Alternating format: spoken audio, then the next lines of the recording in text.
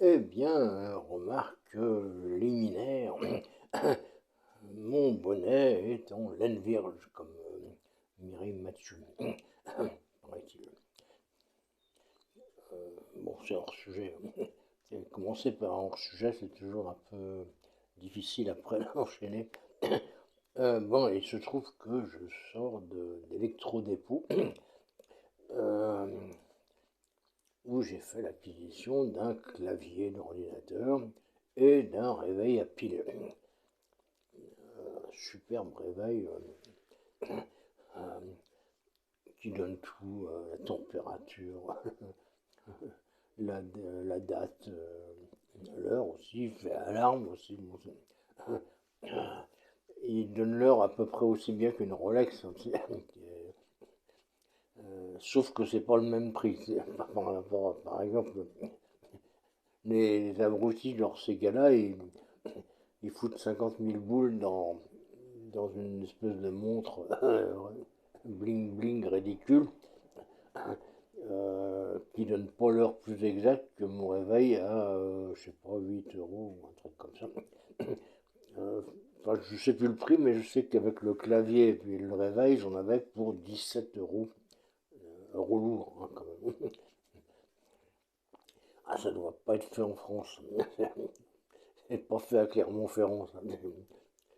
C'est plutôt fait dans un camp de concentration chinois, mais bon, on s'en fout, c'est pas notre problème, hein, faut pas se mêler.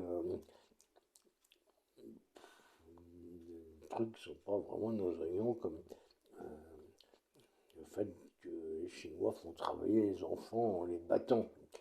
Ah oui, c'est pas bien, mais d'un autre côté, 17 euros pour un clavier et un réveil, bah oui, ça donne à réfléchir quand même. Et surtout avec l'inflation, hein. Et je suis en train de faire de la pub avec trop dépôts en ce moment, hein. J'ai pas d'atome crochu avec cette société, hein. Ils ne me donnent pas un sou, hein. Ils pourraient, hein, s'ils veulent, hein. Je suis assez vénal, mais non, pour l'instant, ils m'ont rien donné, hein. Euh, alors, quel était l'objet de cette chronique? euh, Ben, en fait, c'est les précautions d'emploi. C'est maintenant, quand on achète un appareil, il y a 15 pages de précautions d'emploi. Euh, on sent bien que le mec qui rédige ça, c'est pas un technicien, c'est un avocat. C'est quelqu'un euh, qui s'attend à être emmerdé, quoi. Donc, bah, il n'oublie rien. Du coup, tu perds ton temps quand tu achètes un truc électronique où on ne comprend rien en général. Ou alors on tape n'importe où, puis on regarde ce que ça fait. C'est ce que font les jeunes, hein. Ils lisent pas le mode d'emploi. Personne ne lit le mode d'emploi. Même moi, je le lis pas. Si, autant pour moi, cette fois-ci, je l'ai lu. Et j'ai appris un truc. Bah, je veux dire que ça m'a un peu retourné quand même. Il ne faut pas gérer les piles.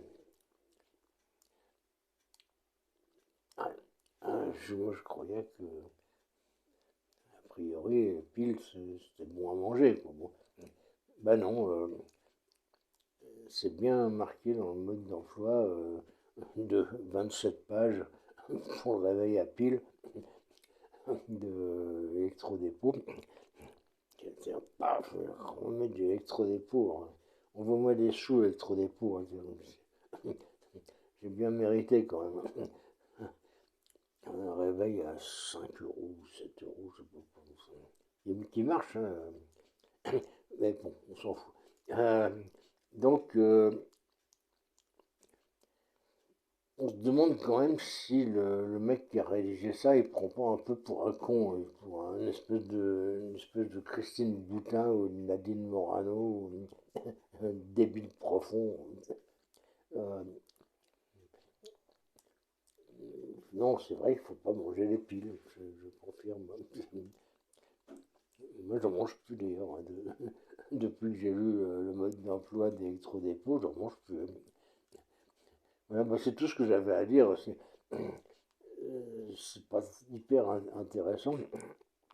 Je comptais parler de la photo de Macron en boxeur. Euh, Lui, je pense qu'il a ingéré les piles. Mais bon, on en parlera une autre fois. Yo yo.